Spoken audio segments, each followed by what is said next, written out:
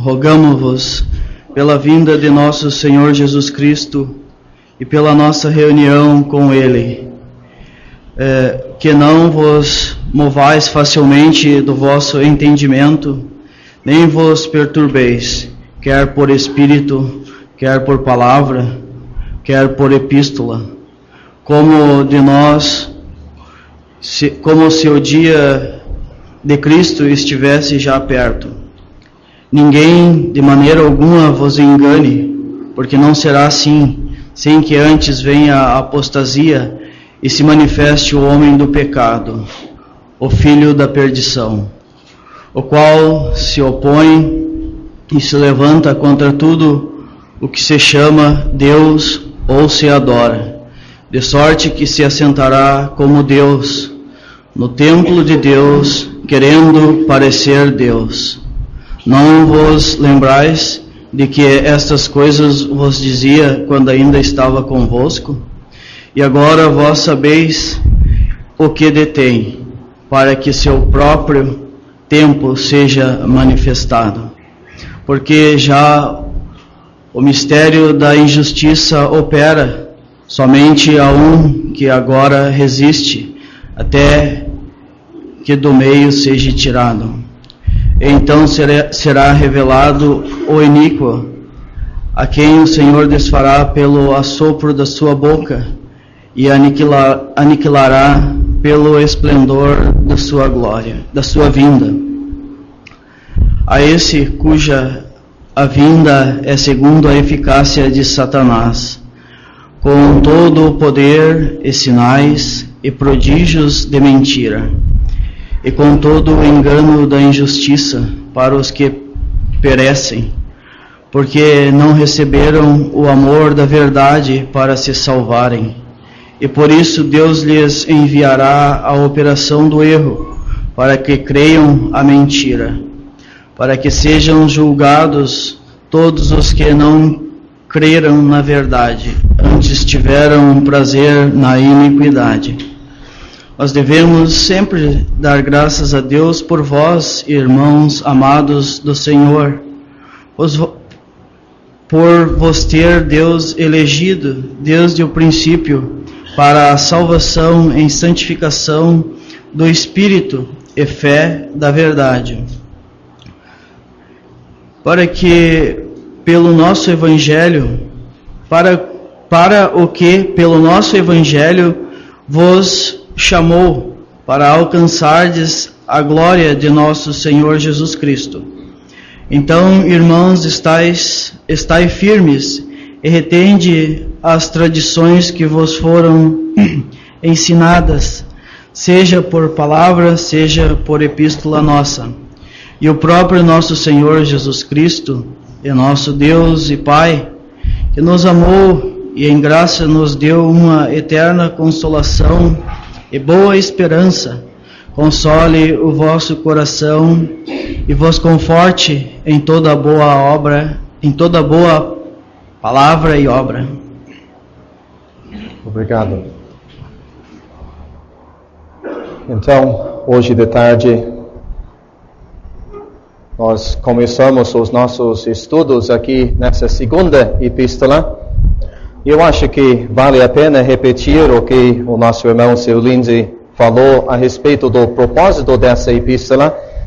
Olhando para os 3 capítulos, nós podemos ver facilmente 3 motivos por que a epístola foi escrita.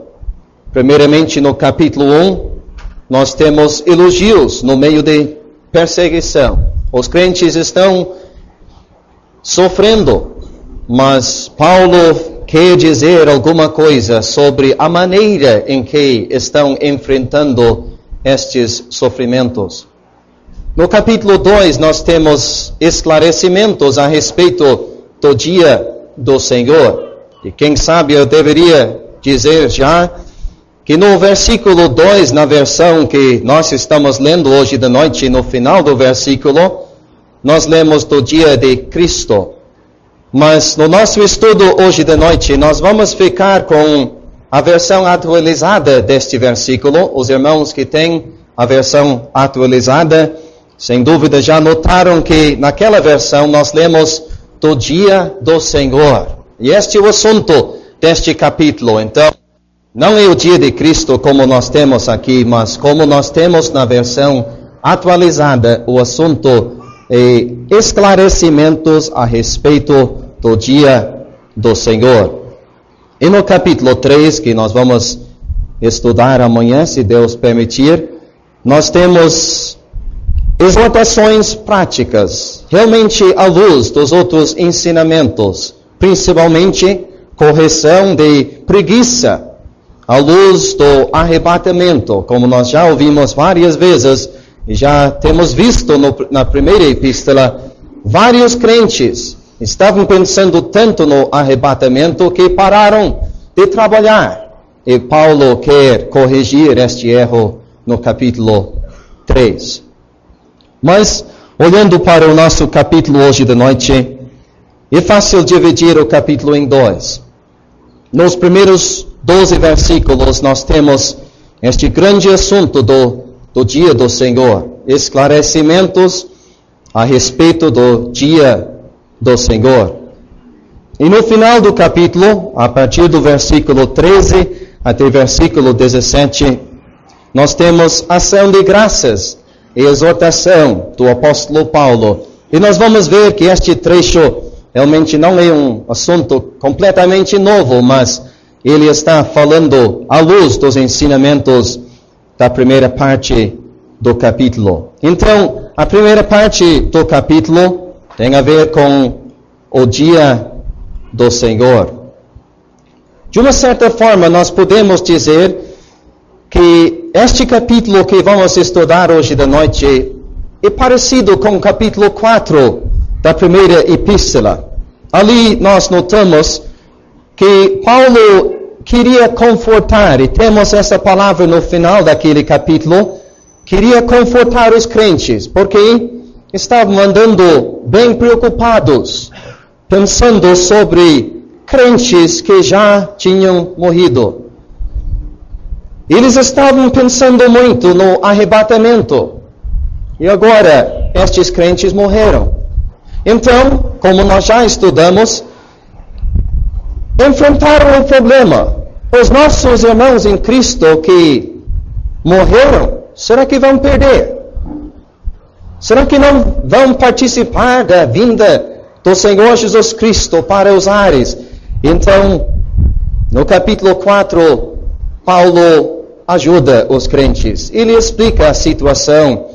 E no final daquele capítulo, ele fala sobre conforto, sobre o efeito que os seus ensinamentos deveriam ter. Portanto, consolai-vos uns aos outros com essas palavras. Eu digo que este capítulo hoje da noite, capítulo 2 da segunda epístola, é de uma certa forma parecido. O assunto é um pouco diferente. Agora nós não estamos pensando no arrebatamento. Nós estamos pensando mais nos acontecimentos depois do arrebatamento. E podemos ver no versículo 3 o problema essa vez. Havia certas pessoas que estavam dizendo, sabe, o dia do Senhor já começou. Por isso vocês estão sofrendo tanto. Então, o apóstolo Paulo, mais uma vez, quer ajudar os crentes. Ele quer explicar de uma maneira clara os acontecimentos no futuro, desde o arrebatamento até a vinda do Senhor na sua glória aqui neste mundo. Ele vai explicar essas coisas e a resposta dele é bem clara. Ele diz, não é possível. Nós não estamos já no dia do Senhor. E ele explica o porquê nessa passagem. E mais uma vez, ele termina o capítulo dizendo, console os vossos corações. Interessante, no último versículo, nós temos a mesma palavra. Mais uma vez, o apóstolo querendo consolar os crentes. Ficaram preocupados, ele quer ajudar. Então, nos primeiros 2 versículos do nosso capítulo, nós temos o apelo de Paulo à luz do arrebatamento. Eu disse que principalmente neste capítulo estamos pensando nos acontecimentos depois do arrebatamento. Mas começamos no primeiro versículo com este assunto do arrebatamento. Versículo 3 até versículo 5, nós temos os acontecimentos que antecedem o dia do Senhor. Este assunto é importante, já ouvimos alguma coisa sobre isso ontem, mas queremos estudar os detalhes hoje de noite. Nos versículos 6 e 7, nós temos o que impede. Por que tudo isso não começou já? Paulo quer falar sobre algo que está impedindo o começo dessas coisas. Versículos 8 e 10, nós lemos da revelação do homem do pecado e da sua derrota. Versículos 11 e 12, terminamos com versículos bem tristes, bem sérios sobre o julgamento dos incrédulos. Seria difícil achar versículos mais sérios em toda a palavra de Deus do que os versículos que nós vamos estudar hoje de noite. Então, como eu disse, a partir do versículo 13 até o final, nós temos ação de graças e exortações do apóstolo. Ação de graças, é fácil entender o porquê. Ele está dando graças que os crentes vão escapar deste juízo terrível. E sem dúvida, chegando até estes versículos, nós vamos sentir a mesma coisa. Depois de estudar sobre aqueles dias terríveis nessa terra, só podemos dar graças a Deus, que nós não vamos estar aqui neste mundo. Versículo 15 até versículo 17, nós temos Paulo exortando e confortando até o final do capítulo. Eu acho que nós já temos dito mais do que uma vez nestes estudos alguma coisa sobre a importância de acontecimentos futuros. Por que nós lemos sobre essas coisas na nossa Bíblia? Nós não vamos estar aqui. Por que nós precisamos saber o que vai acontecer depois do arrebatamento? Tem vários motivos. Eu creio que, aplicando bem essas coisas aos nossos corações, nós vamos mudar muito a nossa atitude para com as coisas deste pobre mundo. À luz destes ensinamentos, nós vamos ter o desejo de servir a Deus melhor, agora, nas nossas vidas, reconhecendo que a qualquer momento, Cristo vai vir, e não vamos ter mais oportunidade a servir a Ele aqui neste mundo. E também, sem dúvida, estudando tais assuntos, certamente vai nos ajudar quando pensamos sobre as pessoas ao nosso redor, ainda nos seus pecados. A como nós sentimos a necessidade, lendo estes versículos, ficamos pensando em tantas pessoas que nós conhecemos.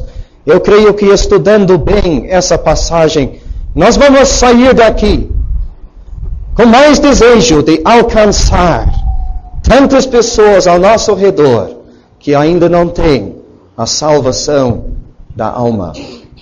Antes de sentar, eu quero apelar para os que estão entre nós que não têm a salvação. Eu acho que vocês sabem que nós apreciamos muito a sua presença aqui nestes estudos. Estou pensando nos filhos dos crentes e outros amigos que nós temos aqui conosco que não têm a salvação. Nós apreciamos muito a sua presença aqui. Mas eu quero apelar para você hoje de noite, que você faça questão de pensar bem sobre estes assuntos que nós vamos estudar. Quem sabe não é fácil passar uma semana aqui com nós, os salvos, com interesse na palavra de Deus, e às vezes, quem sabe, os seus pensamentos estão longe daqui. Eu quero que hoje de noite, neste estudo, que você fique atento, pensando bem sobre estes assuntos. Nós estudamos essas coisas, mas nós não vamos estar aqui. Estava pensando muito estes dias. Quem sabe você vai estar aqui. Eu quero que você pense seriamente sobre essas coisas hoje de noite. E que à luz destes dias terríveis, no futuro deste mundo, que você busque a salvação hoje mesmo. Então, como sempre, sentimos a nossa necessidade da ajuda de Deus e também da ajuda dos nossos amados irmãos enquanto estudamos juntos essa passagem. Então, algum irmão quer dizer alguma coisa sobre o assunto em geral antes de entrar nos detalhes deste capítulo?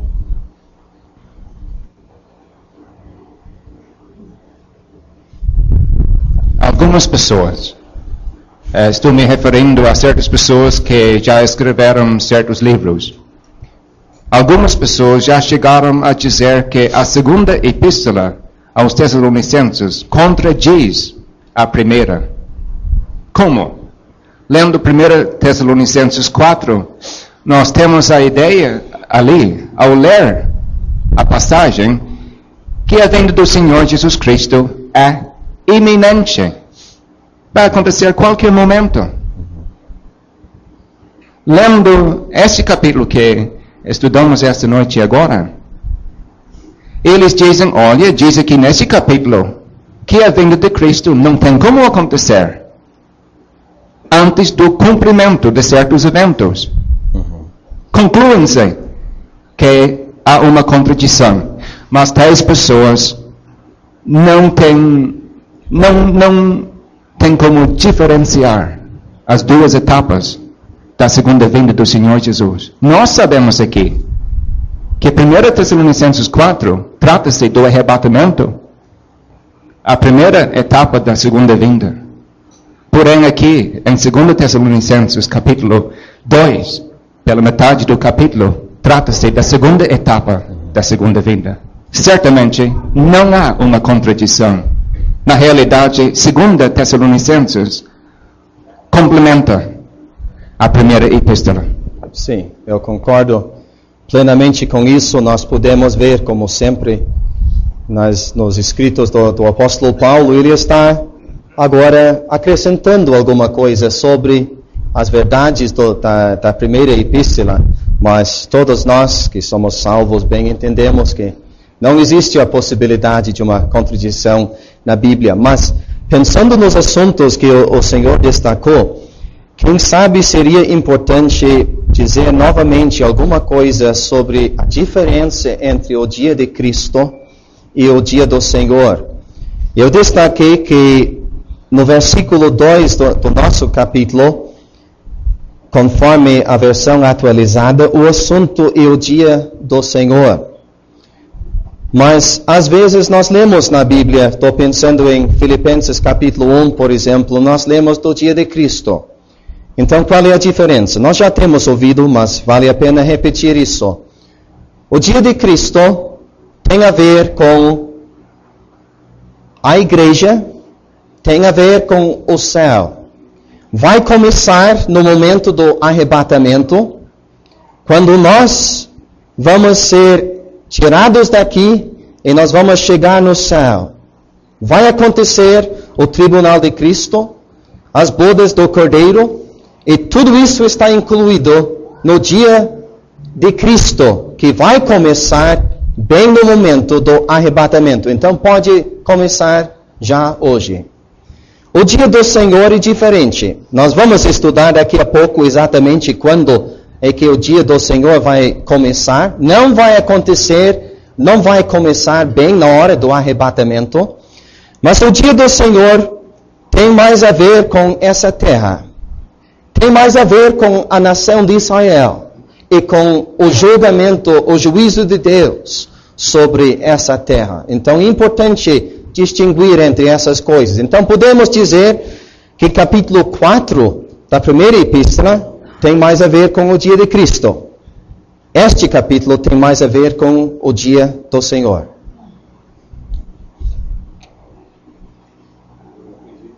Eu acredito que o primeiro versículo, a vinda do Senhor Jesus Cristo e a nossa reunião com Ele, refere-se ao arrebatamento, ao encontro com Ele nos ares, criando uma base para afirmar que é impossível que o dia do Senhor já tenha vindo.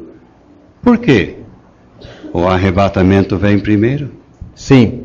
E muito importante pegar essa lógica do apóstolo. Vamos nos lembrar do problema. Tem pessoas ensinando que o dia do Senhor já começou. Então, Paulo vai dizer agora que não é assim. Onde ele começa?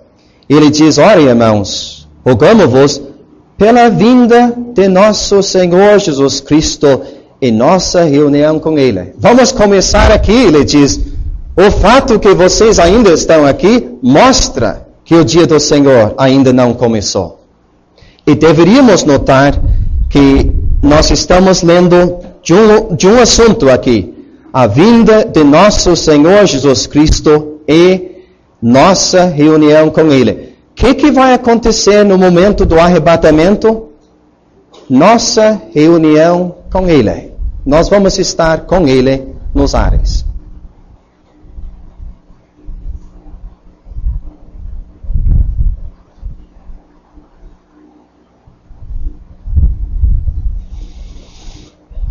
Aqui não se trata de dois acontecimentos, mas de um só, versículo 1. É importante notar isso. Podemos ver que a segunda palavra pela não faz parte do texto. Então deveríamos ler pela vinda de nosso Senhor Jesus Cristo e nossa reunião com Ele. A vinda dele é a mesma coisa da nossa reunião com Ele.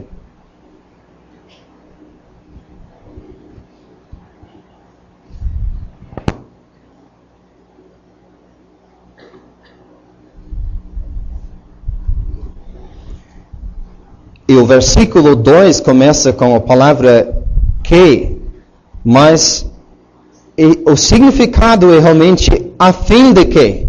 Então temos agora o argumento começando.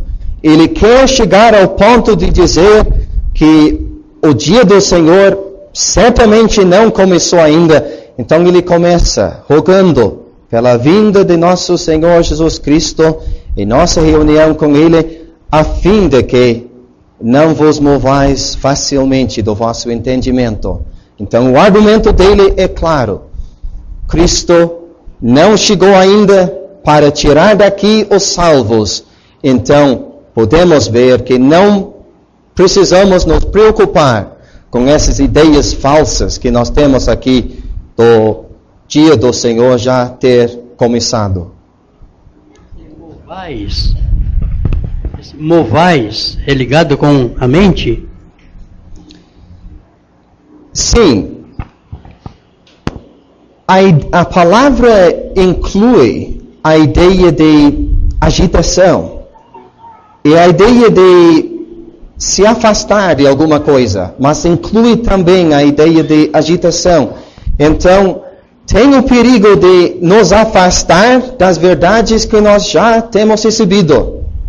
E como resultado disso, ficar com essa agitação da mente. Numa ilustração, seria como a onda da água balançando uma embarcação atracada, até tentando afrouxar aquelas amarras. Uhum. Sim, exatamente.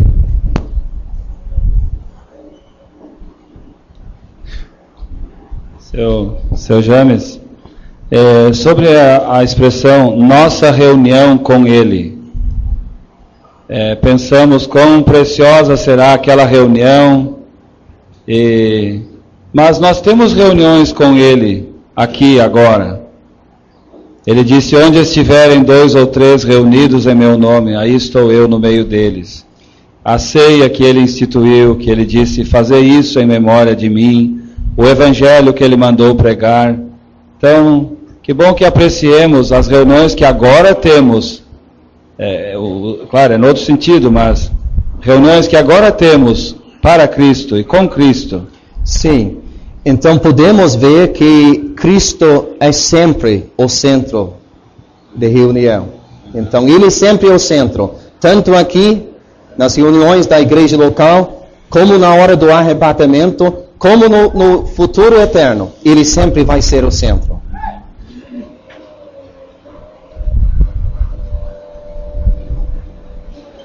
Se digamos o significado de ser perturbado, quer por espírito. Como é que nós podemos ser perturbados por um espírito? Sim, ele fala sobre várias coisas aqui, e quem sabe deveríamos notar, entrando no versículo 3, ninguém de maneira alguma vos engane. Então ele, no versículo 2, está tentando pensar em todas as maneiras que essas pessoas podiam usar para perturbar estes crentes. Então, quais são essas possibilidades? Por espírito. Quem sabe ele está pensando em profecia. Depois ele fala de palavra. Mais fácil, quem sabe, para nós entender isso. Ensinamentos. Quer por epístola como de nós. Indica, como ouvimos já hoje, que parece que alguém chegou até o ponto de escrever uma epístola, tentando dar a impressão que Paulo estava dando apoio a este ensinamento. Então, ele está pensando em várias maneiras. Alguém se levantando com uma palavra de profecia, alguém dando, como nós falamos, uma palavra de ministério, alguém chegando com uma carta. Não importa a maneira, tem várias maneiras em que eles podem ouvir essas coisas erradas. O senhor concorda com isso? Eu concordo, sim. O espírito refere-se ao espírito, vamos dizer, do profeta neotestamentário. Não existem profetas hoje, de certo? Vemos então que naqueles tempos remotos havia sempre certos movimentos para desestabilizar, intranquilizar e perturbar o povo de Deus. Nós não precisamos estranhar quando é assim hoje. E o povo de Deus sempre tem que se aderir aos caminhos retos do Senhor, em termos de doutrina e prática, porque sempre há influências para desviá-lo dos retos caminhos do Senhor, como naquele tempo, hoje também. E a exortação, ainda hoje, é muito importante: não vos movais facilmente. Quer dizer logo, rapidamente, sem pensar bem, sem examinar bem o assunto. Então, e conselho bom para nós até hoje, ouvindo alguma coisa, sempre deveríamos estudar aquilo antes de aceitar, porque podemos ver os efeitos tristes aqui. Eles ficaram com essa agitação. Nós lemos aqui, nem vos perturbeis, essa perturbação de mente. Por quê? Porque aceitaram, sem examinar bem, falsos ensinamentos.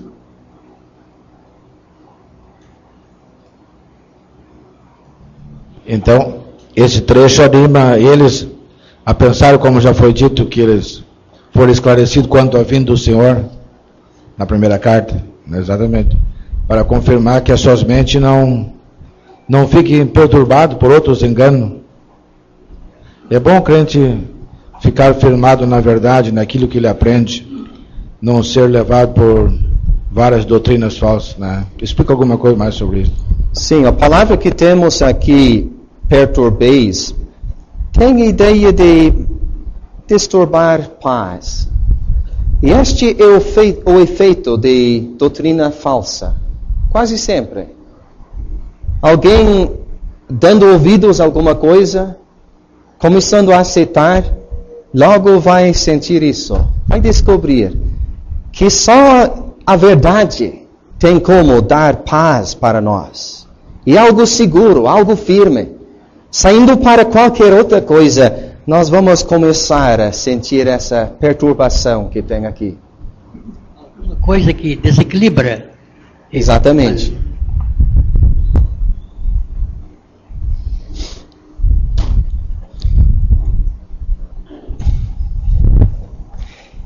Então podemos, chegando até o final do versículo 2, vemos o problema.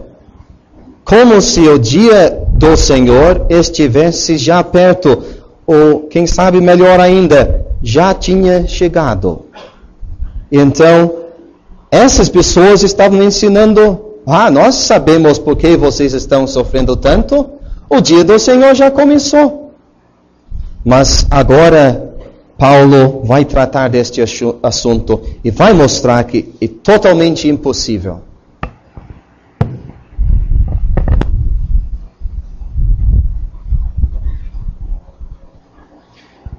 Então, no versículo 2, ele fala de 3 possibilidades, quer por Espírito, quer por palavra, quer por epístola. Mas versículo 3 ele diz, ninguém de maneira alguma vos engane. Não importa a maneira do ensinamento chegar, isso não importa, mas de maneira nenhuma vos engane. E agora, neste trecho, versículo 3 até versículo 5, ele vai destacar o que precisa acontecer antes do dia do Senhor começar. Já temos pensado no primeiro versículo no arrebatamento, mas nós lemos aqui neste versículo de mais 2 coisas. Porque não será assim, o dia do Senhor não vai começar sem que antes venha a apostasia, primeira coisa, e se manifeste o homem do pecado, a segunda coisa. Então essas 2 coisas vão ter que acontecer antes do dia do Senhor começar. Por isso, temos dito que o dia de Cristo começa bem na hora do arrebatamento, mas vai demorar um pouco o começo do dia do Senhor, conforme o que nós temos aqui. Sr. James, São Paulo. Temos alguma doutrina hoje que está falando dessa maneira, ou semelhantemente? Existe alguma doutrina hoje? Eu não sei. O senhor tem ouvido alguma coisa? Certamente nós sabemos que no mundo religioso tem bastante confusão sobre estes mesmos assuntos. Pessoas que não sabem, como o seu Lindsay já destacou, distinguir entre o arrebatamento e a vinda do Senhor Jesus Cristo em glória para reinar aqui neste mundo. Então, certamente tem erros parecidos.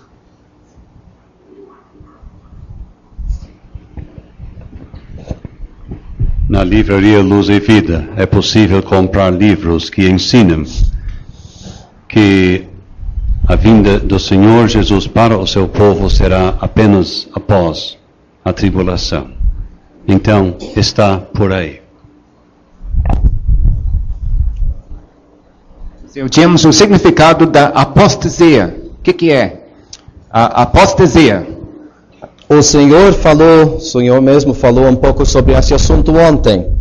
Quer dizer uma revolta contra Deus, uma rebelião contra toda a palavra de Deus, a obra de Deus, qualquer conceito de Deus, oposição total contra Deus neste mundo. Nós vamos ver no versículo 7, já o mistério da injustiça opera. Estamos vendo o começo dessas coisas. Mas eu creio que nós não temos como imaginar realmente o significado dessa palavra, a apostasia total que vai haver neste mundo depois do arrebatamento. Certamente vai haver, de escala mundial, a negação das doutrinas fundamentais da Bíblia. Por exemplo, a divindade do Senhor Jesus Cristo. E também o valor do seu sangue expiatório. Tudo isso será negado, quase mundialmente. Sem dúvida.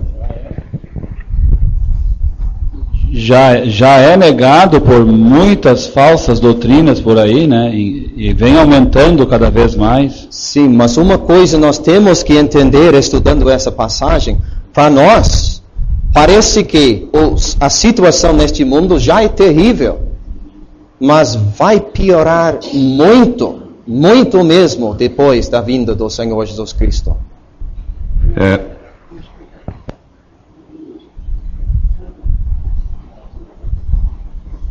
Melhor ligar o microfone. Uma explicação mais simples da apostasia: abandonar uma posição já anteriormente assumida. E que seria este abandono? Ter aceitado doutrinas da divindade do Senhor Jesus e tantas outras, mas nos últimos tempos isto seria posto de lado numa união deste movimento ecumênico, uma união do cristianismo sem Cristo à Igreja Católica. Certamente já podemos ver alguma coisa, muita coisa no mundo, mas nem chega perto do que nós temos aqui, essa apostasia total. Seu Tomás. Ele fala, se manifeste o homem do pecado. E daí ele segue dizendo, o qual se opõe, etc. Então, no início da 70ª semana, o homem do pecado há de aparecer, mas quem sabe a sua manifestação é quando ele se manifesta em toda a ruindade do seu verdadeiro caráter. Ele não está se interessando em negar a trindade do Senhor Jesus Cristo, ou negar a inspiração da palavra de Deus. Ele tenta destronizar a Deus, reivindicando para si divindade. Então, bota apostasia naquilo. Aí está. Eu sou Deus. Tenho que me adorar como Deus. Esta é a apostasia. A impressão que eu tenho é que o dia do Senhor, por aqueles dias, começa e se manifesta no derramamento dos mais severos juízes sobre o mundo, dali em diante, até a descida do Senhor Jesus mais tarde. Sim, eu concordo com isso. Eu creio que logo depois do arrebatamento, este homem vai aparecer.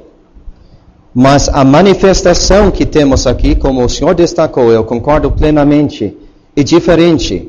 E a manifestação do seu caráter verdadeiro. E isso vai levar um tempinho. Não vai aparecer primeiro no início. No início, todo mundo vai achar que agora nós temos o homem que precisávamos para resolver todos os problemas das economias do mundo e todos os problemas políticos. Mas depois de um tempo, ele vai revelar o seu caráter verdadeiro. E não é que ele vai atacar alguma verdade da Bíblia. Ele quer tomar o lugar de Deus.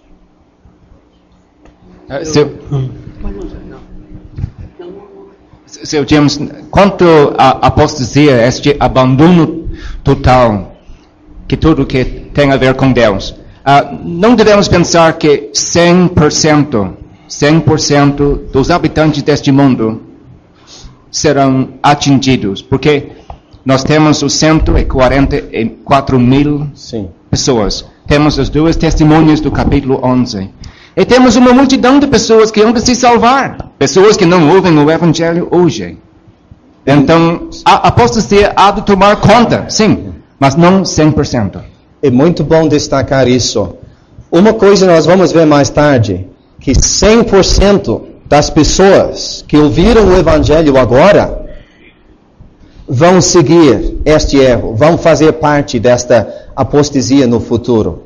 Mas é bom destacar que vai haver outras pessoas que não ouviram o Evangelho durante este dia, durante os nossos dias, que depois vão ser salvos. E na hora, nós falamos hoje de tarde do julgamento das nações vivas. Por isso, bem no final da grande tribulação, vai haver dois grupos. Não somente as pessoas ao lado esquerdo do Senhor Jesus Cristo, mas vai haver pessoas para entrar no reino de Cristo. E este evangelho do reino será pregado em todas as nações. Eu penso que haverá os dois extremos, apostasia de uma forma tão grande, mas nunca a palavra de Deus atingirá tantos em todo o planeta. Sem dúvida, muitas pessoas vão ser salvos. E temos que entender que nós estamos lendo essas coisas. Tais pessoas salvas no futuro também vão ter o privilégio de ler essas coisas. E vão entender muito melhor do que nós o significado dessas coisas. É natural que todos esses assuntos ligados ao que estamos estudando saiam nesse estudo. Sr. James, a apostasia já existe nos nossos dias, mas a culminância dela, o ponto mais alto, será naqueles dias ainda que estão para vir, não é? Mas alguém tem escrito, eu li, alguém escreveu que primeiro precisará do templo dos judeus ser levantado em Jerusalém, o que não existe ainda. Não fala deste assunto do nosso capítulo, né? Fala no templo, sim, mas nós não vamos entrar muito nestes assuntos. Seu Alessio, o senhor pode falar e nos ajudar nessas coisas, mas eu não eu estou dizendo que eu li a esse respeito, que primeiro precisa o templo ser construído. Sim. E eles já estão providenciando alguma coisa a esse respeito. Isso é verdade. Uhum. Compreende? Eu já tenho ouvido essas coisas também. Uhum. Quando esse homem do pecado se manifestar o caráter dele, o mundo não vai ficar horrorizado com isso. O mundo já está bem preparado, porque o que tem de pessoas hoje que blasfemam de Deus, blasfemam da Bíblia e não querem saber de religião nenhuma. Então, naquele tempo, quando esse homem manifestar quem ele é e o que ele quer fazer, o mundo vai dar as boas-vindas. É isso mesmo que somos, vão dizer. É isso? Em geral, o mundo vai aceitar isso, sem problema nenhum.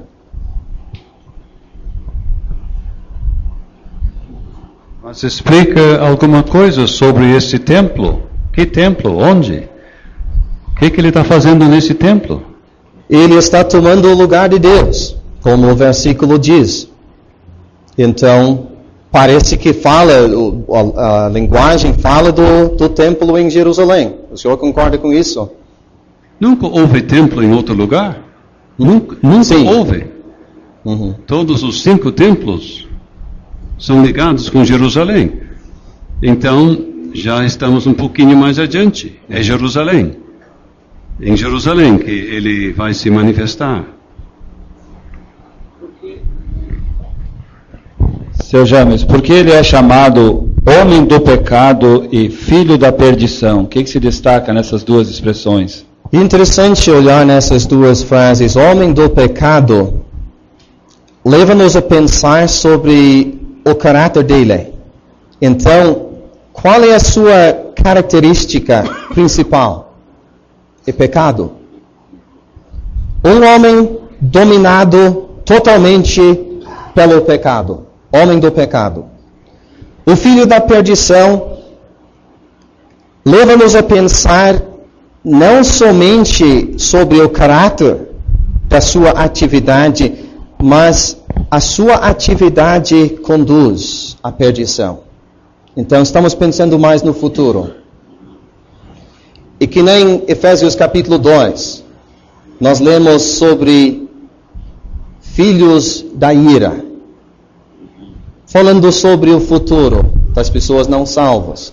Então nós temos aqui a frase, o filho da perdição. As atividades dele conduzem à perdição eterna. O senhor já mencionou aqueles que não são salvos, filhos da ira, mas a Bíblia tem uma frase triste para dois homens, este Judas, o filho da perdição, né? Interessante que nós lemos essa mesma frase a respeito daquele homem. E o que vemos nele? Um homem dominado pelo pecado também. Seu Alessio. É bom. É melhor ligar de novo. Tá ligado. É bom que procuremos, dentro das nossas limitações, esclarecer todos esses pontos, porque tem muitos ouvidos aqui, e ouvintes nessa reunião, e não fazem perguntas, mas depois lá fora, ou no lugar onde moramos, eles chegam para a gente e fazem aquelas tais perguntas e nos apertam. É verdade. Este homem do pecado, nós lemos aqui, ele será um super-homem. Ele terá como resolver todos os problemas do mundo. Problemas econômicos, problemas políticos. Ele vai ter como resolver o problema lá no Oriente Médio, mesmo que este problema que se dá agora lá na Palestina. O senhor aceitaria que ele será o chefe da confederação de 10 nações do Império Romano revivificado? O senhor quer entrar agora em Apocalipse capítulo 13? Não, eu não quero tocar neste. Estou pensando em Daniel. Nós temos 3 capítulos ali em Daniel. Mas este homem, ele há de fazer um pacto com Israel, prometendo proteção, ajuda. Israel vai aceitar. Este pacto será para 7 anos. Mas ele há de anular o pacto, ele mesmo, ao entrar no templo, proclamando-se Deus. Este é o momento que nós temos aqui. Exatamente. Que eu acredito, como o senhor explicou ontem, fica bem no meio daquela semana. Exatamente. Mais ou menos no meio daquela semana. Daí ele há de se manifestar como ele é, em toda a sua ruína. E ele há de iniciar a grande tribulação, perseguindo a nação de Israel, severamente. E até mesmo lendo o versículo 4, nós lemos, se levanta contra tudo o que se chama Deus, o que se adora. Ele vai ficar contra até as religiões falsas do mundo. Qualquer coisa que quer tomar o lugar de Deus, não, ele quer aquele lugar. Então, nós vemos a oposição dele contra qualquer religião e contra qualquer coisa ligada com o verdadeiro Deus. Este homem é político ou religioso? Eu vejo ele mais como um homem religioso. Eu teria que dizer. Na minha mente, eu ligo ele mais com a segunda besta de Apocalipse capítulo 13.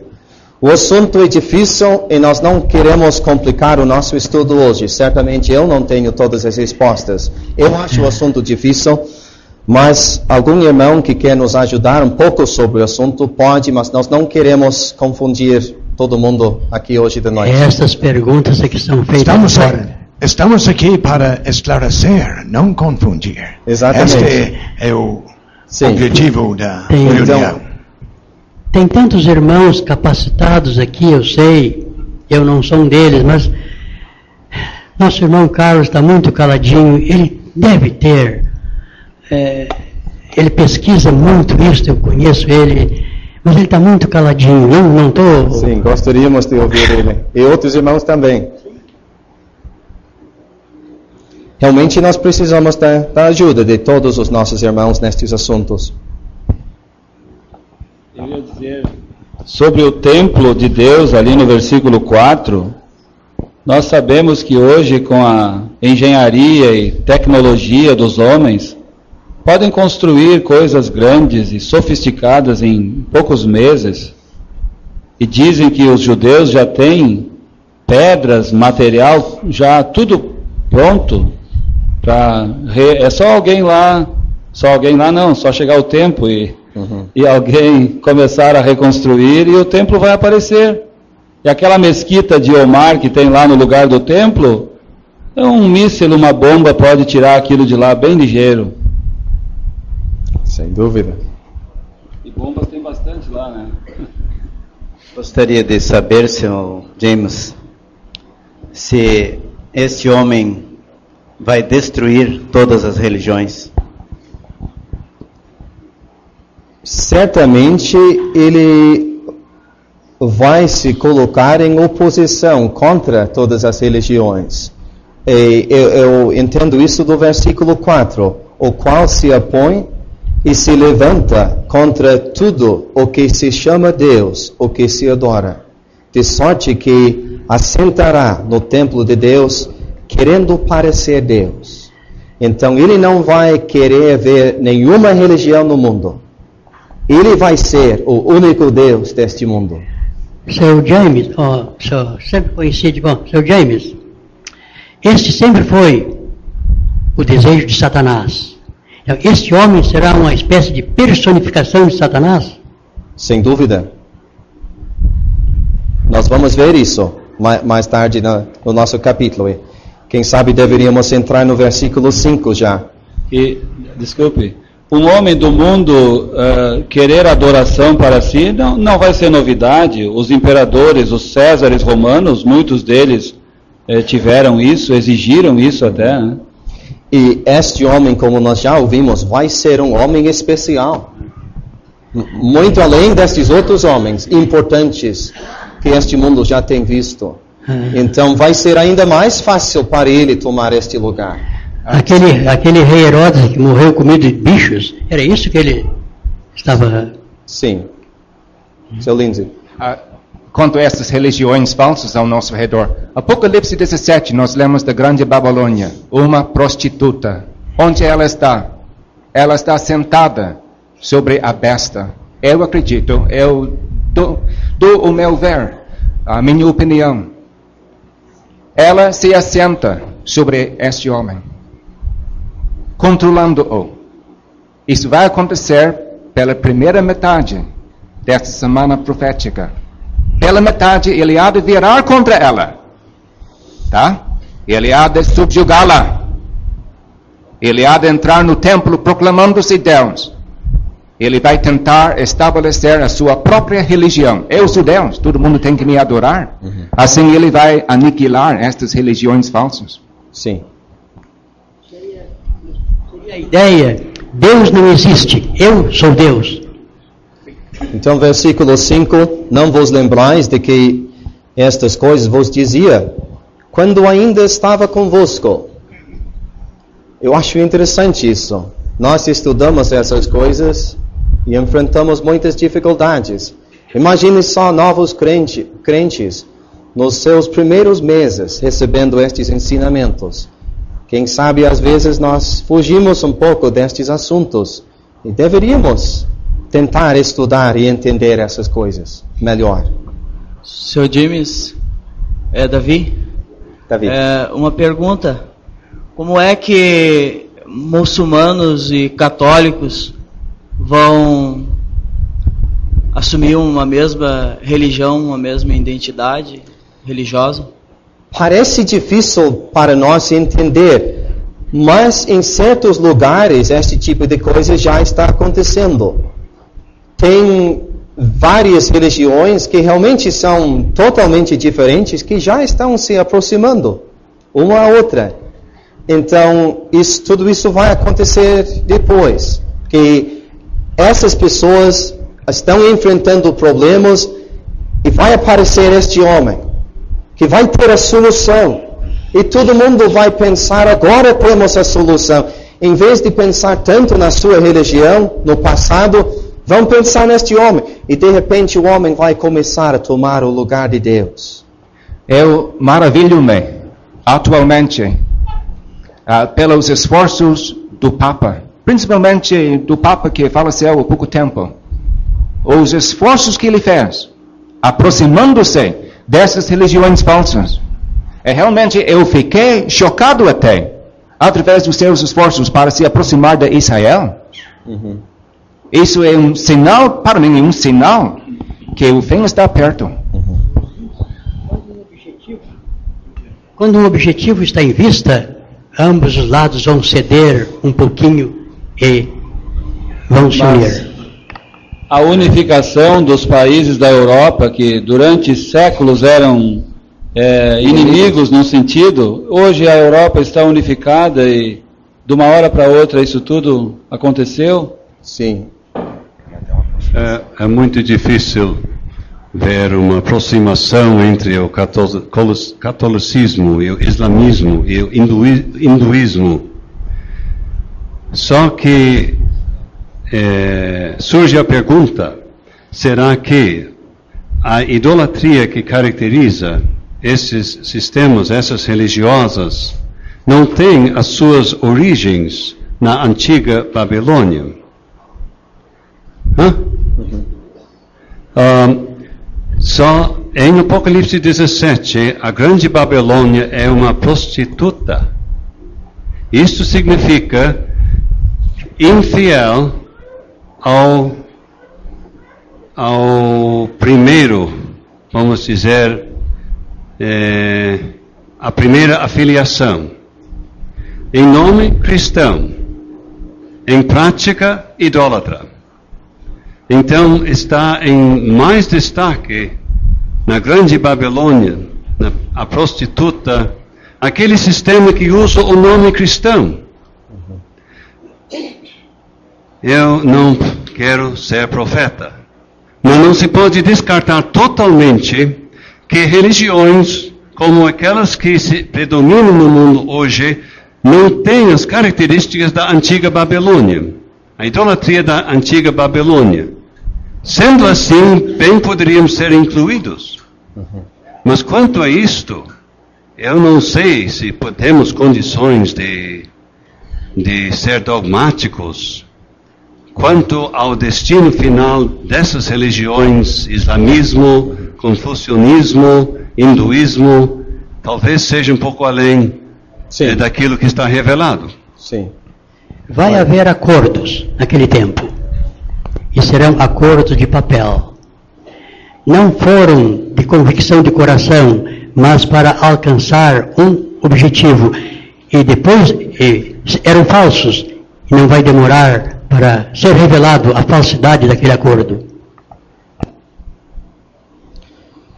Então, entrando no versículo 6 e no versículo 7, nós temos algo interessante aqui. Nós temos falado sobre as coisas que nós temos a ver atualmente no nosso mundo, coisas que já estão acontecendo. E para nós parece que tem muita coisa acontecendo, e rapidamente. Mas estudando versículos 6 e 7, podemos ver que ainda há algo que está impedindo o progresso dessas coisas. E certamente os versículos são difíceis e têm certas dificuldades, mas eu vou explicar como eu entendo e eu vou ter interesse em ouvir os meus irmãos. Para mim, o que detém no versículo 6 e o que nós temos ainda no versículo 7, há um que agora existe, a palavra é a mesma, existe e detém. Então, o que está impedindo o progresso dessas coisas agora? Eu creio que tem que ser uma pessoa divina. Só uma pessoa divina teria como impedir o progresso dessas coisas. E essa pessoa é o Espírito Santo, operando principalmente entre o povo de Deus. Nós sabemos que no passado, no Velho Testamento, o Espírito Santo atuava aqui no mundo. Mas de uma maneira especial, o Espírito Santo veio no dia de Pentecostes. E desde então, até o momento do arrebatamento, opera numa maneira especial neste mundo. E isso vai parar dessa forma no momento do arrebatamento. Então nós lemos, porque já o mistério da injustiça opera somente a um que agora resiste, o Espírito Santo, até que do meio seja tirado. Não é que o Espírito Santo vai ser tirado totalmente da terra e não vai operar mais. Nós podemos ver nas profecias do Velho Testamento que vai atuar no futuro, depois da vinda de Cristo. Mas naquela maneira especial, desde o dia de Pentecostes, isso vai terminar no momento da vinda do Senhor Jesus Cristo. Então, nos nossos dias, a operação do Espírito Santo neste mundo está impedindo o progresso do mal. Mas isso vai mudar no momento do arrebatamento. E daí não vai ter nada para resistir o progresso do mal. Mas eu gostaria de ouvir os meus irmãos sobre versículos 6 e 7. Seu José. Tem que esperar um microfone. Desculpe, seu José. É aí que vai se cumprir: o meu espírito não contenderá para sempre com o homem? Eu não vejo, olhando para o contexto de Gênesis, eu não vejo exatamente o mesmo assunto. Mas podemos dizer que é parecido. Que agora o Espírito Santo está operando de uma maneira especial neste mundo. Tanto na igreja como entre os não salvos. Então tudo isso vai parar.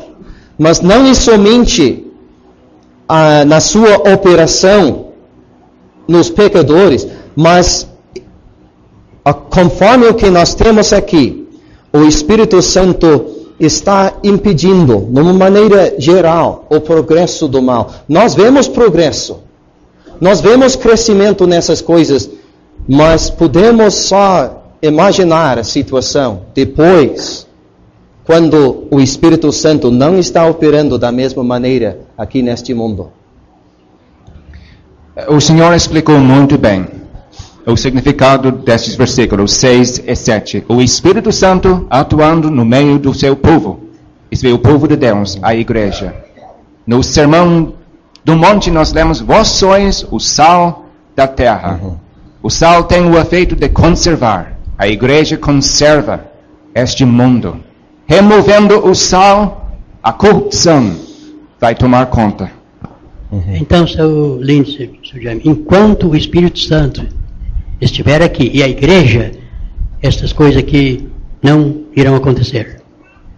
A igreja e o Espírito Santo. Sim, temos que cuidar que nós não estamos dizendo que o Espírito Santo vai ser tirado totalmente deste mundo. Porque nós lemos em Joel, por exemplo, sobre a sua atividade aqui na terra depois. Mas como o seu Lindsay explicou, estamos pensando na sua operação no meio do seu povo agora, nestes dias.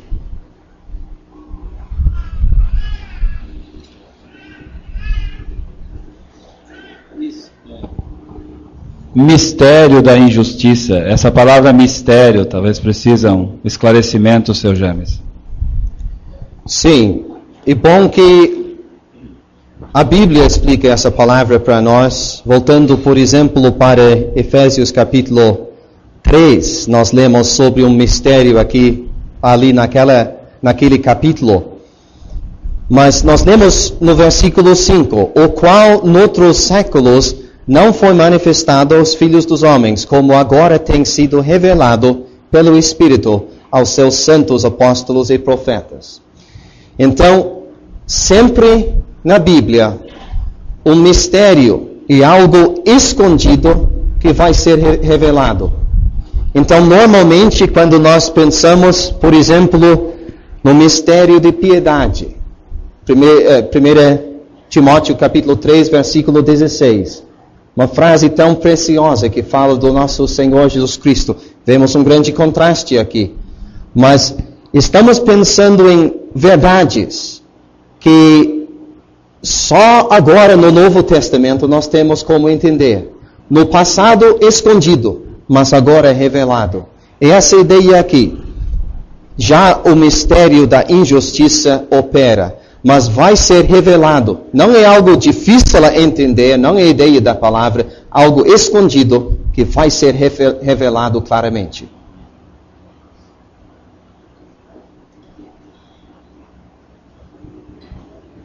Seu James. Seu José. Estamos aprendendo que essas coisas vão acontecer nesse tempo após. Mas há possibilidade de que haja indícios de que o mundo nos nossos dias está se projetando, está trabalhando para esses acontecimentos futuros? Sem dúvida. E às vezes eu fico até assustado olhando para o progresso do mal no nosso mundo. E daí voltando para essa passagem, para ver que tem um freio agora, que está operando. Para nós, às vezes, parece que não tem, mas tem mesmo. E daí eu começo a imaginar, mas imagine só, depois da vinda do Senhor Jesus Cristo, quando não tem mais este freio, não tem mais limite, vai ter aquele progresso do mal que nós não temos como imaginar realmente. Então já podemos ver alguma coisa, mas devagarzinho, em comparação com aquilo que vai acontecer depois. Seu James, no meio de toda essa situação que estamos estudando, que sobrevirá ao mundo naqueles dias, da operação do mal, das trevas, do pecado, a igreja não estará mais aqui e o Espírito Santo não estará mais operando, atuando como agora, haverá um restante fiel naqueles dias ou não? Vai ter que repetir a última. Haverá um restante fiel naqueles dias ou não? No meio de toda esta... Sim, como o seu Lindsay já falou hoje de noite, temos que lembrar que nem todos vão seguir o mal naqueles dias. E até nós lemos de um grande número. E como eu disse, vai haver pessoas nos dois lados na hora do julgamento das nações vivas. Então, meus irmãos, nós temos que ir adiante, nós não temos mais tempo, temos que ir para o versículo 8. Senhor Henrique tem uma pergunta. Simplesmente ia dizer, é bom lembrar que crentes naquele tempo hão de sofrer muito mais do que até estes tessalonicenses.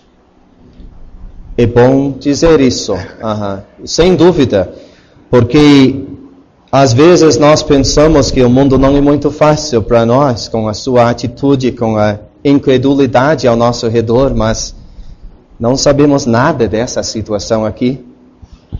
Seu James, só mais uma coisa. O Espírito Santo resiste, então. Isso nos mostra que Satanás e as forças das trevas estão pressionando do outro lado. Sim. Preparando o terreno.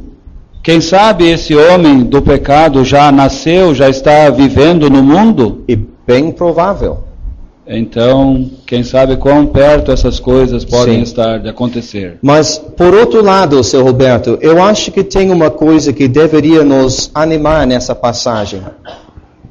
Essa passagem mostra que Deus está controlando tudo. Até o progresso do mal que nós vemos ao nosso redor. Ele está controlando tudo. Ele vai decidir a hora. Não é o diabo. Não é o diabo. Deus está controlando tudo. Às vezes, quem sabe, nós nos esquecemos disso. Mas eu creio que, estudando essa passagem, nós vamos ver isso. Isso deveria nos animar nos nossos dias. Mas, meus irmãos, eu apelo para a ajuda dos irmãos agora. Temos que ir adiante. Versículo 8. Nós lemos sobre a revelação do iníquo, o homem do pecado. Nós já lemos do homem do pecado, o filho da perdição. Temos mais um título para ele agora. Então, nos versículos 8 até 10, nós lemos sobre a sua atividade, a revelação do homem do pecado e a sua derrota final.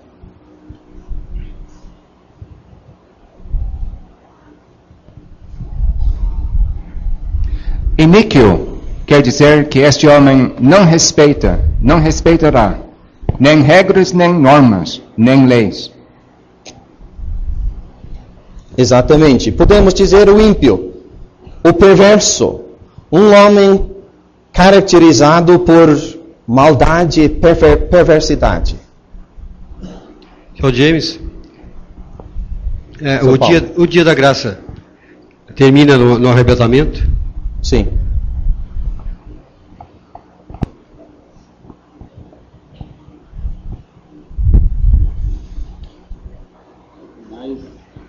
Mais duas palavras aí, seu James. Desfará e aniquilará. Sim, é interessante que antes de entrar no versículo 9 e 10, onde lemos mais deste homem, Paulo, ele menciona o homem, então será revelado o iníquo, mas ele tem que chegar até o fim deste homem já, para dizer, vou explicar mais sobre ele, sobre o poder que ele vai ter, mas sabe o que vai acontecer no final? Parece que ele não consegue esperar mais, ele tem que nos dizer. Então o que vai acontecer?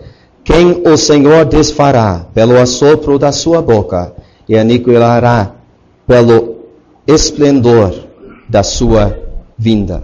Então, o que nós temos aqui é um juízo final e total deste homem do pecado. Ainda vamos ler mais sobre a vida dele no versículo 9 e 10, mas aqui no versículo 8 nós temos o fim dele. Às vezes, na minha mesa, eu dou um sopro e um mosquinho qualquer desaparece. Eu estou vendo que este grande homem se torna muito pequeno, quando nosso Salvador, pelo assopro da sua boca, acaba com ele num instante, Isso é muito precioso. Para o lago de fogo num instante. Ele é muito pequeno, enfim. Sim, porque nós temos visto, ainda vamos ver, o poder do homem. A grandeza dele aos olhos das pessoas aqui neste mundo. Mas essas palavras que seu Roberto destacou, e essa frase que seu Tomás destacou, desfará. Ele vai ser consumido totalmente.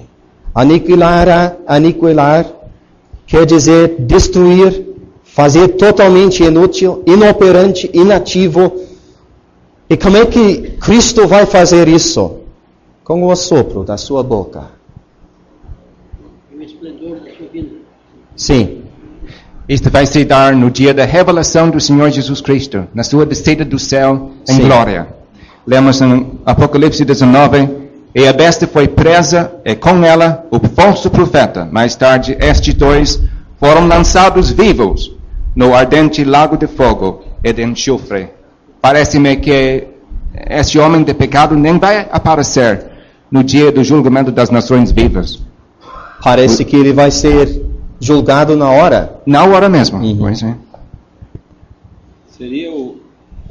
Seria o primeiro a ser lançado no lago de fogo? Primeira pessoa a ocupar aquele lugar? Parece que sim. Seria bom para todo mundo ler em casa uns versículos, a partir do versículo 11 do Apocalipse capítulo 19, para ver o que é realmente esplendor. Quer dizer alguma coisa sobre isso? Não, acho que seria mais fácil ler a passagem aí.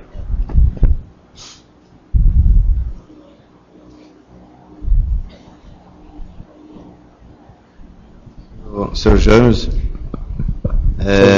já foi falado no mundo religioso idólatra, né? Mas temos hoje também o mundo que se diz evangélico, que só corre atrás de propaganda de prodígios e milagres, sinais.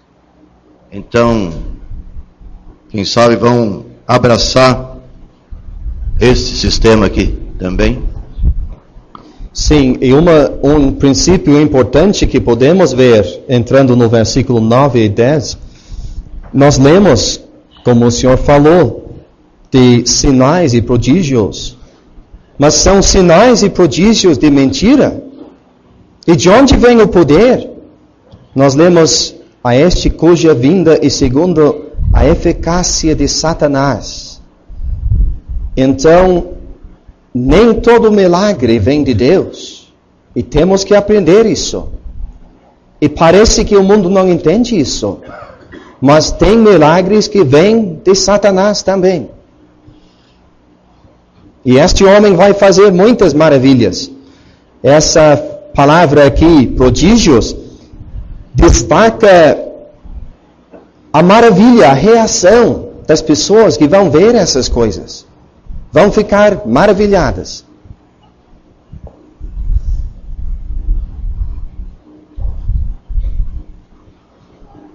São de mentiras? Sim, não são coisas verdadeiras. Acho que o milagre é verídico, a finalidade é fraude. Isto é, de enganar quanto à missão deste homem. O senhor está dizendo que ele realmente vai fazer milagres? Exato. Sim, eu concordo com isso. Visando fraude, visando enganar. Sim, e milagres que vêm de Satanás. Sem dúvida. Aham. E muitas vezes são bem parecidos com milagres verdadeiros de Deus. Estou pensando em Êxodo capítulo 8. Sim, mas sempre vemos isso, e vemos isso de uma maneira bem clara neste homem. O diabo sempre quer copiar aquilo que é de verdade, real e verdadeiro.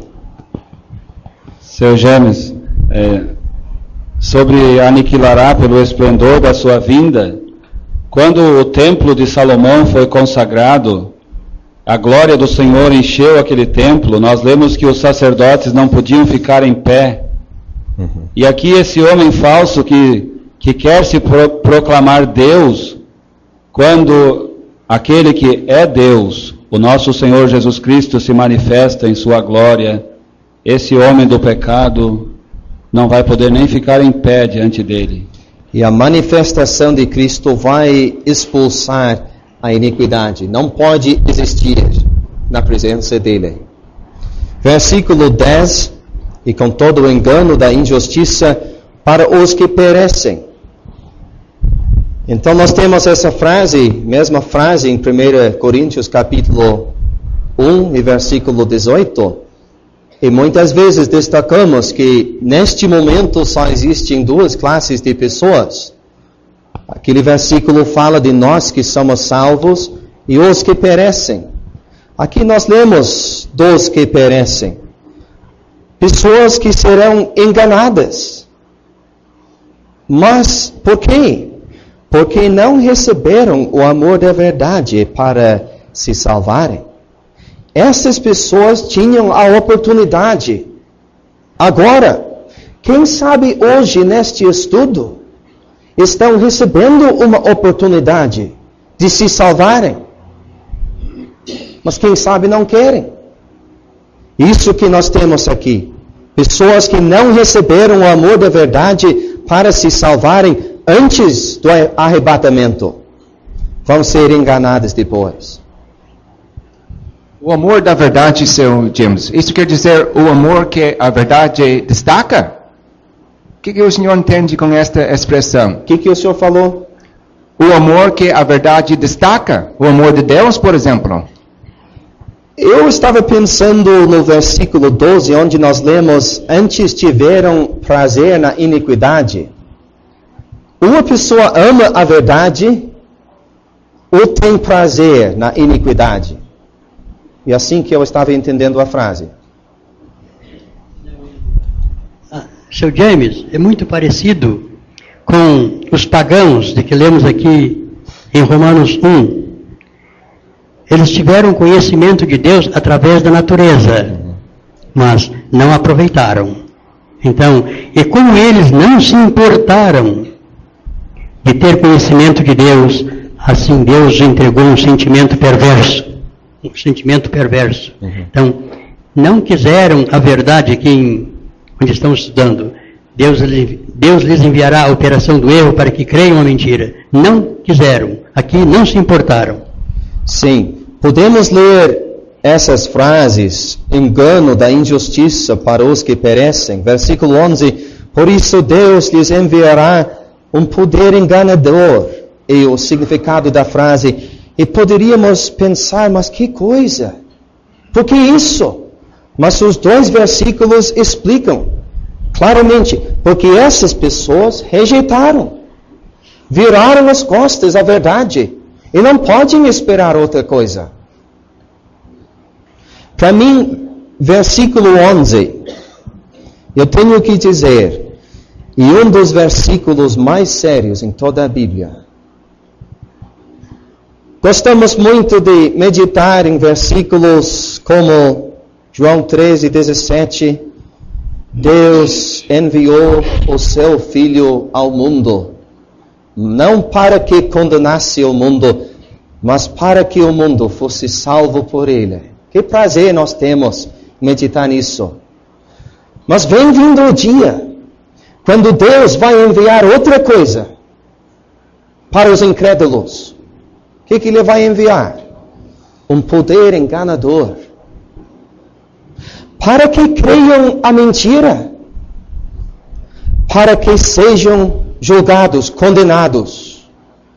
Todos que não creram a verdade, antes tiveram prazer na iniquidade. Por isso eu queria apelar para os não salvos entre nós. Por favor, pensem seriamente nestes versículos. Nós estudamos essas coisas porque tem um efeito prático, como nós vamos ver logo nas nossas vidas agora. Mas vocês deveriam estudar estes assuntos, porque quem sabe vocês vão ter que passar por isso. E não pense que você vai ter como resistir, porque Deus mesmo vai enviar um poder enganador. E ninguém que ouviu o Evangelho durante os nossos dias agora vai ter como resistir. E todos serão julgados. Seu James, me parece que é mais fácil aceitar a mentira do que a verdade. Sim. E sempre foi assim na Bíblia. Pense em que Deus está fazendo agora. Enviou o seu Filho. O Espírito Santo está operando, convencendo os pecadores do seu pecado, fazendo tudo isso. E as pessoas ficam no seu pecado. Mas no futuro, tais pessoas vão aceitar rapidamente a mentira. Nós lemos em Romanos capítulo 1, seu James, daqueles povos que rejeitaram a luz que Deus deu a eles. E nós lemos lá algumas vezes que Deus os abandonou. E aqui vai ser o mais terrível abandono, aqueles que recusaram a luz do Evangelho. E Deus vai abandoná-los à escolha que fizeram.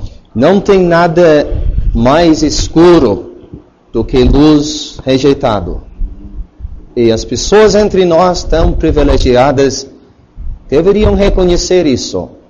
É um grande privilégio ouvir o Evangelho. Ser criado, quem sabe, no lar cristão. Mas vai haver pessoas, neste dia, do qual nós lemos aqui, que apesar de todos estes privilégios, vão aceitar a mentira. Qual é a mentira? Vão aceitar aquele homem do pecado como Deus. Se amanhã o rádio, todos os meios de comunicação, jornais, começassem a divulgar o surgimento de uma doença terrível, fatal, levaria à morte. Mas 3 dias depois, que o mundo todo se poria em sobressalto, mas 3 dias depois foi descoberta uma vacina qualquer pessoa pode escapar dessa vacina, mas ninguém ficaria indiferente. A notícia espalharia, vizinho, fulano, tem vacina ali no posto, todos tomariam providência imediatamente. Mas quando ouvem um assunto assim, não sei. Então nós vamos ter que deixar o assunto até versículo 12. Mais alguém quer dizer alguma coisa antes de entrar no versículo 13? Seu Pedrinho.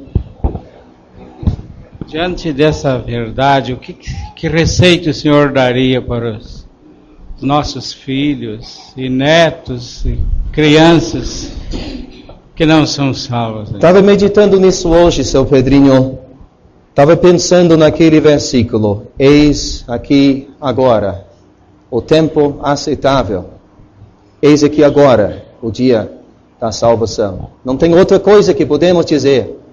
Buscai ao Senhor enquanto se pode achar. Invocai-o enquanto está perto. Logo, bem logo, Cristo vai voltar. Bem logo essas coisas vão acontecer. Agora é o momento de salvação. Mais alguém, seu José?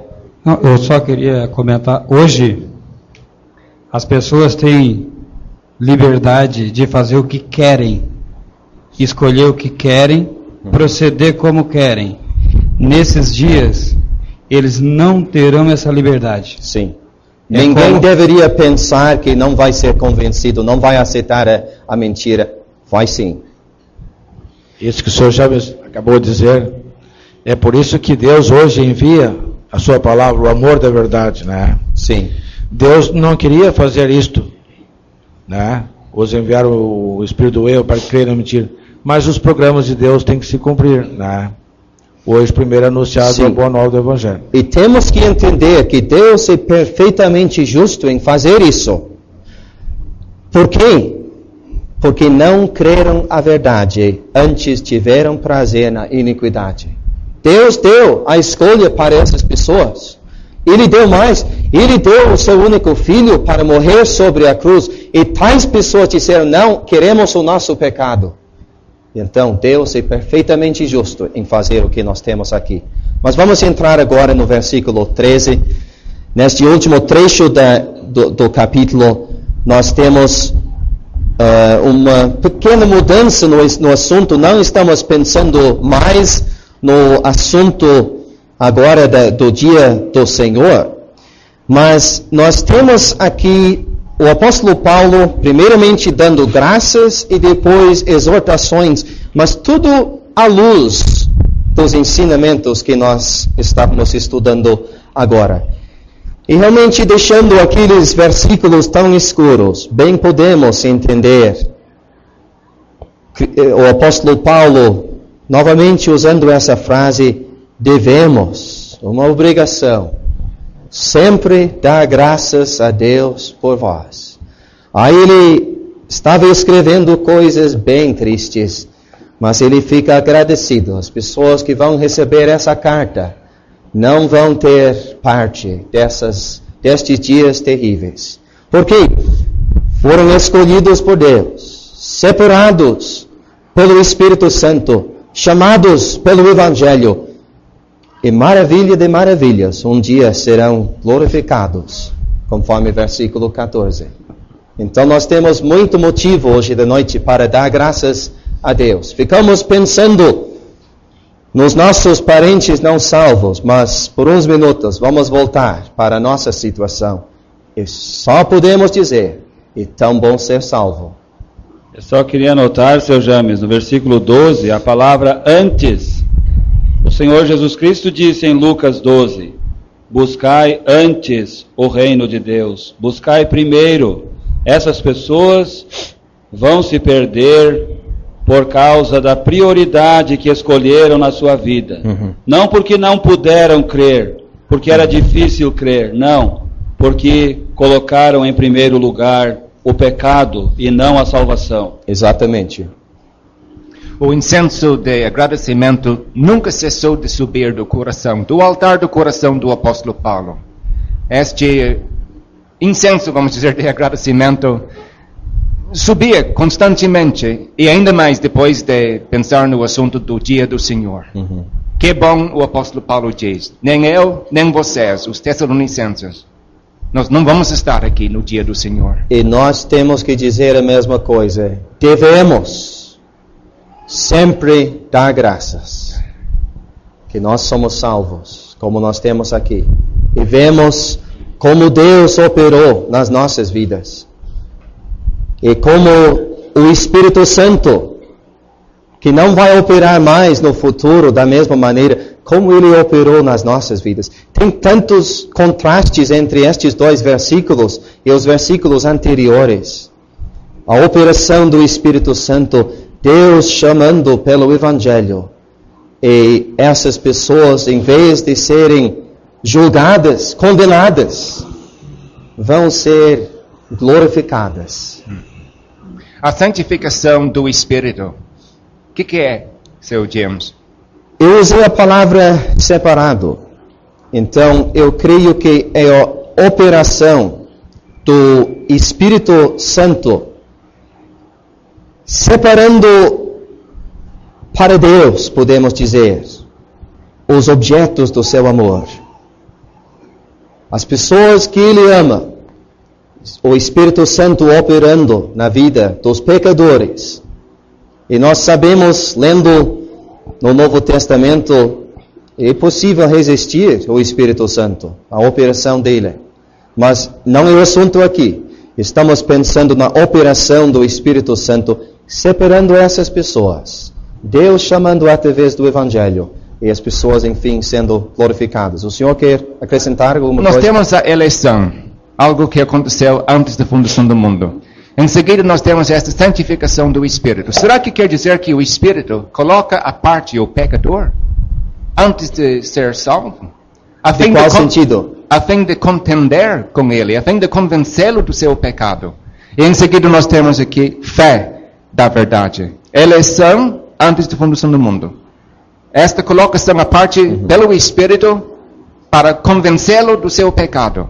E enfim, aquela pessoa deposita a sua fé em Cristo. Sim. Nós temos que cuidar, olhando para trás na nossa própria experiência, podemos entender isso. Que isso que o Espírito Santo fez nas nossas vidas, mexendo conosco, operando nas nossas vidas. Mas, como sempre na Bíblia, nós temos o assunto de eleição aqui, mas logo depois temos o assunto de fé da verdade. Então, a Bíblia sempre destaca os dois lados. E nós não estamos dizendo para os não salvos aqui, tem que esperar uma operação especial. Deus já está operando, dando oportunidade para os nossos amigos. Então não é isso que estamos dizendo. Cada pessoa, conforme o final do versículo, tem a responsabilidade de colocar a sua fé no Senhor Jesus Cristo. E assim vai obter a salvação. Então, quando o carcereiro disse, senhores, que é necessário que eu faça para me salvar, já estava acontecendo essa obra do Espírito no coração dele. Sim. Convenceu ele do seu pecado, levou ele a se arrepender, e agora ele creu no Salvador e foi salvo. Exatamente. E podemos dizer que o Espírito Santo opera com muitas pessoas que não se salvam. Sim. E os nossos irmãos já falaram de Romanos capítulo 1. Deus fala de muitas maneiras com pessoas até que nunca ouviram o Evangelho. Mas estamos pensando principalmente nos ouvintes do Evangelho. E sem dúvida, o Espírito Santo opera. E muitas vezes os nossos ouvintes estão resistindo. Como já citou em Atos capítulo 7. Exatamente. Sr. James. São Paulo. Estava vendo um contraste aqui entre o versículo 12 e o 13. Não creram na verdade. Nós cremos na verdade. Eles tinham prazer na iniquidade. Sim. O crente agora tem prazer na santificação. Tem uma lista de contrastes aqui, sem dúvida. Versículo 14, Paulo fala de nosso Evangelho. Uma maravilha que este Evangelho é nosso. Que nós temos uma parte nessa obra de espalhar essa mensagem. E o Evangelho de Deus, o Evangelho de Cristo, mas Que maravilha também em nosso Evangelho. Então, pelo nosso Evangelho vos chamou para alcançardes a glória de nosso Senhor Jesus Cristo. E ficamos pensando na oração do Senhor Jesus Cristo em João capítulo 17, querendo que os céus estejam junto com Ele, participando da sua glória. Que futuro, que contraste com o que nós temos no versículo 12. Versículo 15 até versículo 17, então nós temos o último trecho, o apóstolo Paulo exortando e confortando. E aqui nós podemos ver o valor destes ensinamentos proféticos. Então, irmãos, estai firmes. Ele começou com crentes preocupadas, perturbadas, mas agora ele, depois de ensinar todas essas coisas, ele pode dizer: estai firmes e tende as tradições. Algum irmão quer dizer alguma coisa sobre as tradições que temos aqui?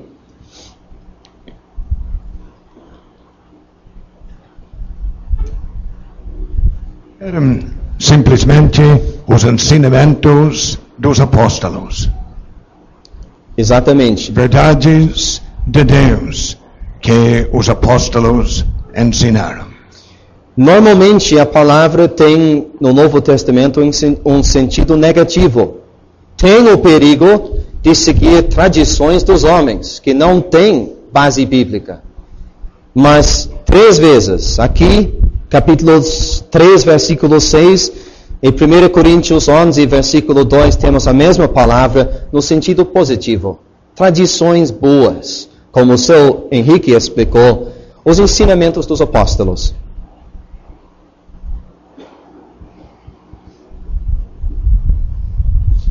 E ele termina novamente, como ouvimos hoje de tarde, ele termina com uma oração, versículo 16 e 17. O próprio nosso Senhor Jesus Cristo, nosso Deus e Pai que nos amou, e em graça nos deu uma eterna consolação e boa esperança. E depois temos os pedidos no versículo 17. Console os vossos corações e vos conforte em toda a boa palavra e obra. Mais uma oração preciosa do apóstolo Paulo.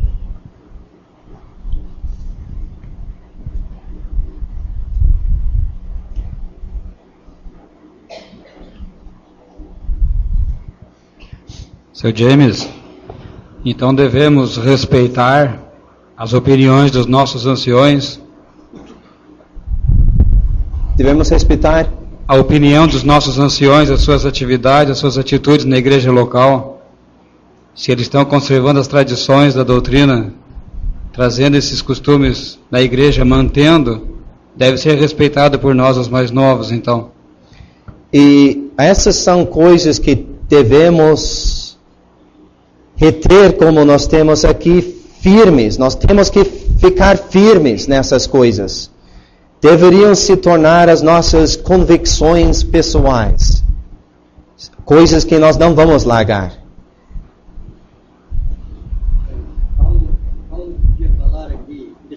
Tem que ligar o microfone. Paulo podia escrever do nosso Evangelho. Pelo nosso Evangelho vos chamou, e todo cuidado amoroso, vigilante, cuidadoso desse servo de Deus. Ele só podia encerrar com: e o próprio nosso Senhor Jesus Cristo, nosso Deus e Pai, que nos amou e em graça nos deu eterna consolação e boa esperança, consola os vossos corações. Sim. Pense no contraste entre nós que somos salvos aqui hoje da noite e os amigos que não têm a salvação. Estudamos o futuro para o não salvo. Mas o que nós temos? Através do amor, da graça de Deus, nós temos uma eterna consolação. Consolação, confiança a respeito da eternidade. E a boa esperança. Não vamos passar por estes dias terríveis, nós vamos participar numa glória eterna, como nós temos no versículo 14. Então, bem podemos entender este último versículo: console os vossos corações e vos conforte. Que conforto nós temos nessas verdades preciosas. E bem no final, em toda a boa palavra e obra. Novamente, como vemos tão frequentemente, tem essa ligação entre o nosso falar e o que nós fazemos nas nossas vidas. A boa palavra e obra. Então quero agradecer a ajuda dos meus irmãos. Espero que Deus abençoe a sua boa palavra para todos nós. Então,